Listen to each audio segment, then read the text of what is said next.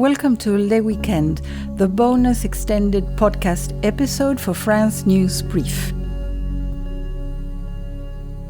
In case you missed one of our dailies, we've put together a convenient way to catch up on the stories from the past week in France, plus additional content about something related to culture, art, history, or current events at the end. If you enjoyed our daily updates, you'll find everything you need right here in a seamless recap of the week's most important headlines. Perfect for those who want to catch up in just one episode, Le Weekend is designed to keep you informed and engaged with a lighter touch at the end. Let's dive in. This is the news for Monday, October 20th. The Louvre Museum, which welcomes nearly 9 million visitors each year in Paris, was the target of a spectacular burglary on Sunday morning. The museum will remain closed all day and possibly Tuesday, in part to facilitate the work of investigators on site. The perpetrators entered the museum after having broken a window of the Apollon Gallery located on Quai François Mitterrand. A police official said the burglary lasted 7 minutes and the perpetrators are said to have fled with jewels of incalculable value on a scooter and had abandoned the service van on which was a bucket lift used to climb upstairs and carry out the robbery, as reported by France Info. Ratings agency S&P downgraded France from AA to A+. In response to the cut, Finance Minister Roland Lescure said the government reaffirms its determination to meet the deficit target of 5.4% of GDP for 2025, as reported by Le Monde. On Sunday, luxury group Kering agreed to sell its beauty division to L'Oréal for 4 billion euros, approximately $4.6 billion US, in order to reduce debt, as reported by Le Figaro. French explorer Remy Camus is sailing down the Rhone River from its Swiss source to the Mediterranean aboard an inflatable canoe. Beyond his athletic achievement, he is mapping out the presence of eternal pollutants, or PFAs, to raise public awareness, as reported by France 24. Shipments of British mussels were turned away at French borders. A major British mussel exporter has complained that 3 of its shipments of goods to the EU have been refused. He links these events to negotiations for a new trade agreement between London and Brussels, as reported by Le Figaro. This is the news for Tuesday, October 21st. While the criminals are still on the run, the Louvre Museum has set an estimate of the robbery. Paris prosecutor Laure Becot indicated that the damages resulting from the spectacular theft of jewels from the Louvre have been estimated by the museum's curator at 88 million euros, approximately $102 million US, for the economic aspect alone, as reported by France 24. In related news, a 24-year-old Chinese woman was charged and remanded in custody for the organized theft of gold nuggets from the National Museum of Natural History in Paris, one of the spectacular cases to hit a series of French museums, including the Louvre, in recent weeks, as also reported by France 24.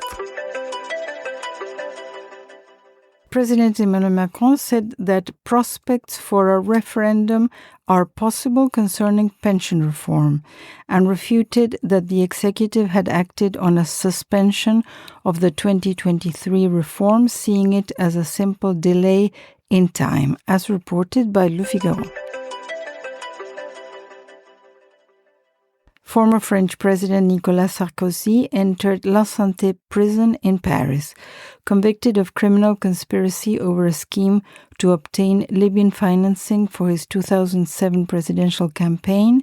Sarkozy started serving a 5-year sentence. He has appealed the verdict, and his lawyers have requested an early release, as reported by Le Monde. A rare tornado killed a man after construction cranes toppled.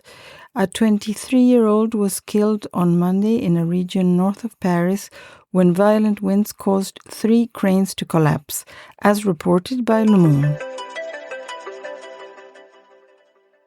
In Marseille, iconic Galeries Lafayette department store will permanently close its doors at the Prado and Centre-Bourse shopping centers in a month. While the former site could be taken over by Olympique de Marseille Football Club, the latter, located in the city center, has no known buyer just weeks before its final closure, as reported by Le Figaro. This is the news for Wednesday, October 22nd. Train operator Eurostar ordered 50 trains from French manufacturer Alstom to expand into Northern Europe. The company announced a 1.4 billion euro contract to buy 30 high-speed trains with an option for 20 more, as reported by Le Monde. The Louvre Museum reopened to visitors on Wednesday, 3 days after thieves pulled off a spectacular jewel heist worth 88 million euros. The reopening came as director Laurence Descartes prepared to face the French Senate later in the day to explain how one of the world's most secure museums was robbed, as reported by RFI. Within 10 years, the number of farms in France is expected to decrease by 30%.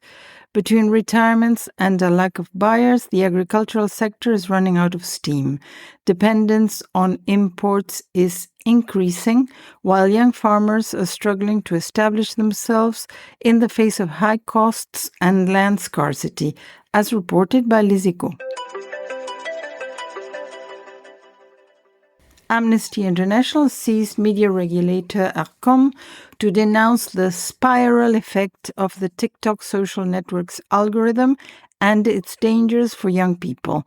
The NGO accuses TikTok of exposing young people to dangerous content related to depression and suicide, and therefore of failing to comply with its European obligations, as reported by Les Echos. This is the news for Thursday, October 23rd. European groups Airbus, Thales, and Leonardo signed a memorandum of understanding to merge their satellite businesses, a mega project designed to counter the dominance of Elon Musk's Starlink constellation. The resulting company could be operational by 2027 if the European Commission gives the green light, as reported by Le Figaro. French oil giant TotalEnergies has been found guilty of greenwashing after a Paris court ruled it misled the public about plans to reach carbon neutrality by 2050, as reported by RFI. The lower house of parliament voted overwhelmingly to include non-consent in the criminal definition of rape. The text, supported by almost all groups except the far right, is due to be definitively adopted by the Senate next week, as reported by France 24. Storm Benjamin continued to sweep across France, causing gusts of over 100 kilometers per hour or 62 miles per hour across the country. In Corsica, a German holidaymaker swept away by floodwaters was found dead. According to the Minister of the Economy, 60,000 customers were still without electricity at the end of the afternoon, as reported by France 24. Just 24 hours after the Louvre burglary, thieves seized a treasure from a museum in eastern France. Gold and silver coins were stolen from a museum in Langres, according to a statement issued by the city. The theft was discovered on Monday morning by town officials in charge of the Maison des Lumières Denis Diderot, as reported by 20 Minutes. This is the news for Friday, October 24th. The French government faces a no-confidence threat over the controversial wealth tax. Socialist leader Olivier Faure threatened to move to oust the government if there is no progress by Monday to include a wealth tax in the 2026 budget bill, as reported by Le Monde. The French Senate will launch a commission of inquiry into margins in mass retail. Senators from the Green Party who launched this initiative said the objective of the commission will be to shed light on the lack of transparency in distributor margins, as reported by Le Figaro. Household confidence recovered in October, according to French statistics agency ANSEE. The share of households that consider it appropriate to save increased significantly in October by 7 points and reached a historic high. These households also report greater confidence in their future ability to save, as reported by Le Figaro. French zoo workers said their goodbyes as two giant pandas head to retirement in China.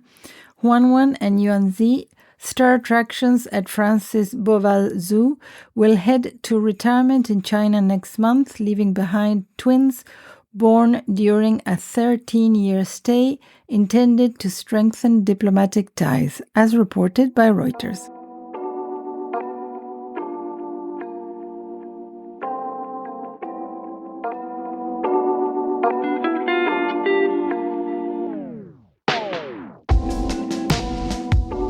You're listening to Le Weekend.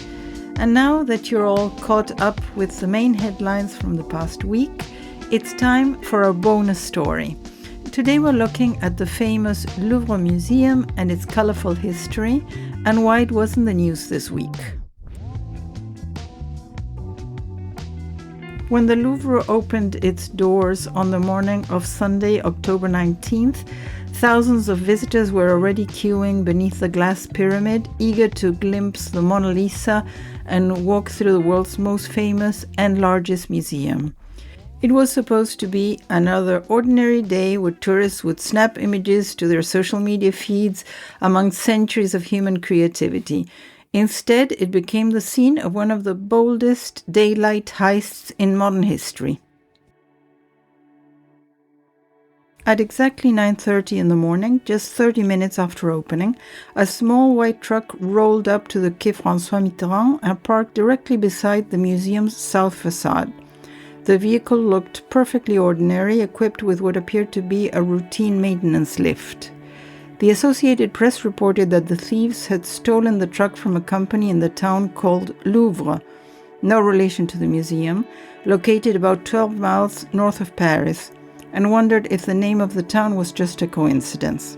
In any case, at 9:30 in the morning, two men in yellow safety vests and hard hats emerged from the truck and began ascending toward a second-floor balcony.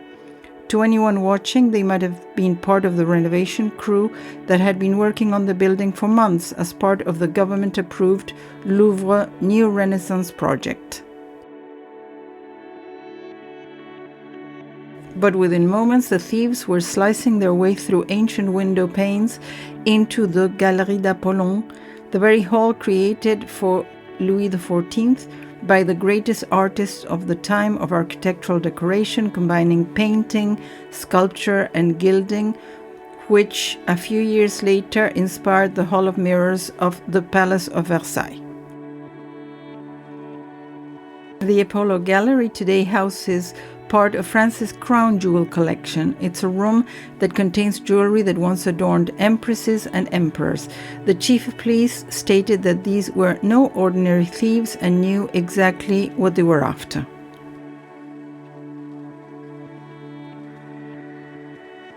Using cutters, they went through the reinforced glass display cases and grabbed 8 pieces of jewelry worth over $102 million, just in economic value.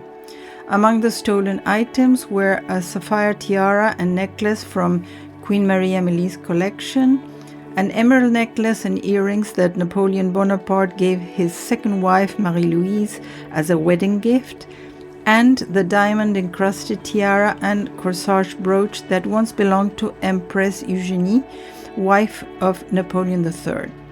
Each piece contained countless precious stones designed to represent the might of the French Empire. The museum's alarm system did activate immediately, but the thieves worked at speed, getting away in just over 7 minutes. In their haste, one piece slipped and crashed to the pavement outside the museum.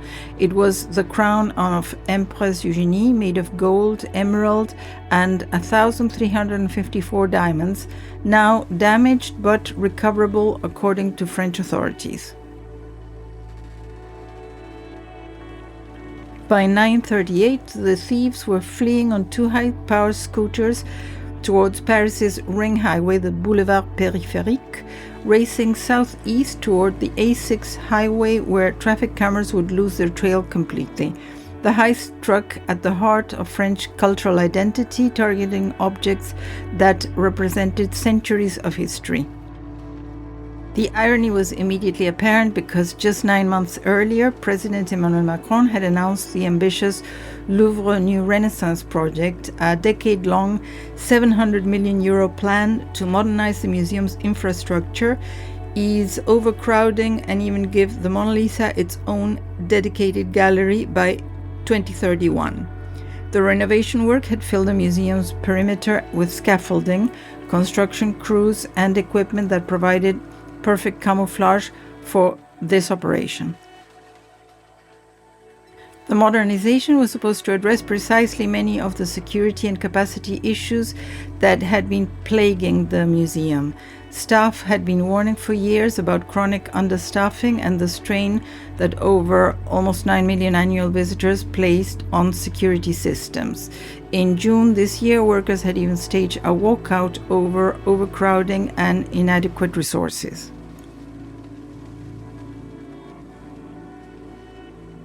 The security vulnerability became devastatingly clear when Louvre director Laurence Descartes testified before the French Senate 3 days after the heist. In what the BBC described as an acknowledgement of failure, Descartes revealed that the external camera that should have been monitoring the Apollo Gallery's balcony was facing the wrong way. The report said that Descartes offered her resignation, but it was rejected. Instead, the focus shifted to understanding how such a breach could occur and ensuring it never happens again. French police found evidence at the scene. 2 grinders used to cut through the window and display cases, a blowtorch, gasoline cans, gloves, a walkie-talkie, and a blanket. Most importantly, DNA traces were discovered on one of the helmets and gloves left behind, providing the first concrete lead in identifying the perpetrators. French criminologist Alain Bauer, a professor at France's National Conservatory of Arts and Crafts, told CBS News that while the DNA evidence would eventually help identify the thieves, the jewelry itself might be lost forever.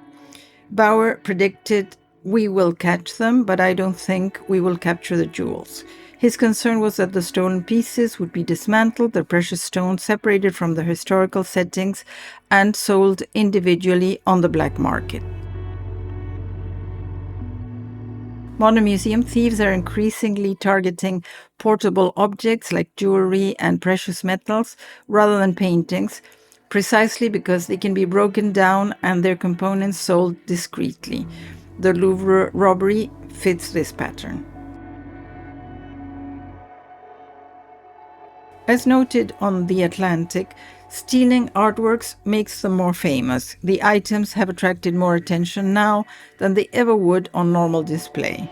The Louvre has been robbed before, most famously in 1911 when an Italian handyman named Vincenzo Perugia walked out with the Mona Lisa tucked under his coat. That theft, which kept the painting missing for over 2 years, actually increased its fame and cemented its status as the world's most recognizable artwork. The same goes for the Louvre Museum, which found itself this week on the wrong side of the news cycle, but which brought more attention to the venerable institution.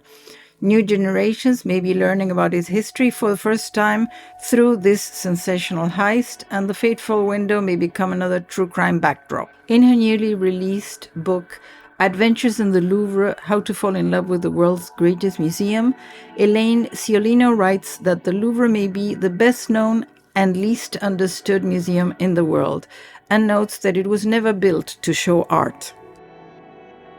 Ciolino, a former Paris bureau chief for the New York Times, gives some staggering numbers. Here we go. Stretching almost half a mile, the museum exhibits more than 30,000 of its 500,000 works of art in more than 780,000 square feet of exhibition space. A walk through every room would give you 9 miles of exercise, about 18,000 steps.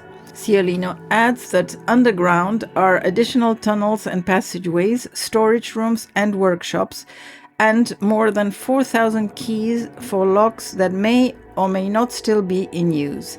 It is so big that it is served by 3 metro stations, 4 if you count the gardens. The Louvre began its story in the late 12th century as a fortress built by King Philippe Auguste to defend the city from invasions. Remnants of that medieval structure still exist beneath the museum's lower levels. By the 14th century, King Charles V had converted the fortress into a royal palace, and during the 16th century, King Francis I initiated its transformation into a Renaissance-style residence, commissioning new wings and art collections. Successive monarchs, including Henry IV and Louis XIV, expanded the building, adding the vast Grande Galerie along the Seine and the Cour Carrée courtyard that form the palace's familiar shape today. When Louis XIV moved his court to Versailles in 1682, the Louvre ceased functioning as a royal dwelling and gradually evolved into a center for scholars and artists. During the French Revolution, the National Assembly declared that the former palace should become a national museum. It opened to the public on the 10th of August 1793 as the Muséum Central des Arts de la République, exhibiting more than 500 paintings, most drawn from the royal collections. Under Napoleon I, it was renamed the Musée Napoléon and expanded with art seized during military campaigns. Although a number of those works were later restituted after 1815, the collection continued to grow through acquisitions, donations, and loans.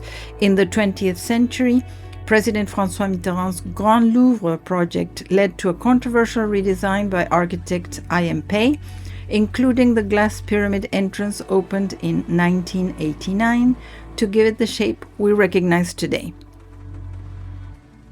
The oversized hype around the Louvre as one of the must-visit spots in Paris, on a par with the Eiffel Tower and Notre Dame Cathedral, sometimes does it a disservice.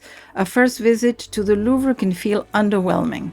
The vastness and labyrinthine layout almost guarantees that you will get lost, and finding your way to its best-known treasures can be exhausting.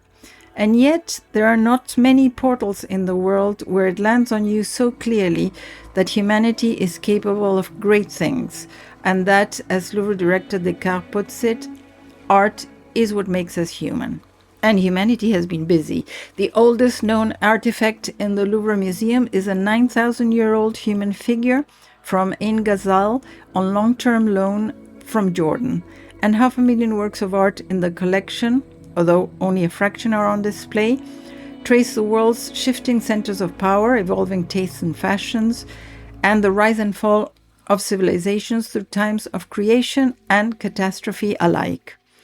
While you may go meh on your first visit, you may feel the pull to go back over and over and deepen your appreciation in every visit, not just for the institution and the objects, but for the incredible team of hardworking, talented people that keep it alive. The 7-minute heist of October 19th will undoubtedly become part of the Louvre's long and complex history, like the medieval fortress stones still visible in its lower galleries, like the revolutionary transformation that made it a public museum, like the Nazi occupation it survived. Standing today along the banks of the Seine, a little bruised, but still proud, the Louvre continues to draw millions of visitors.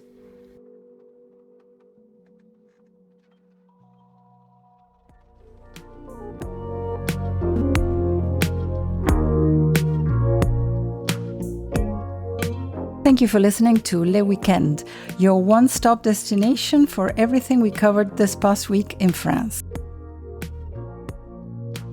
Catch our daily France News Brief roundups of the main news in France every weekday, wherever you get your podcasts. Stay informed.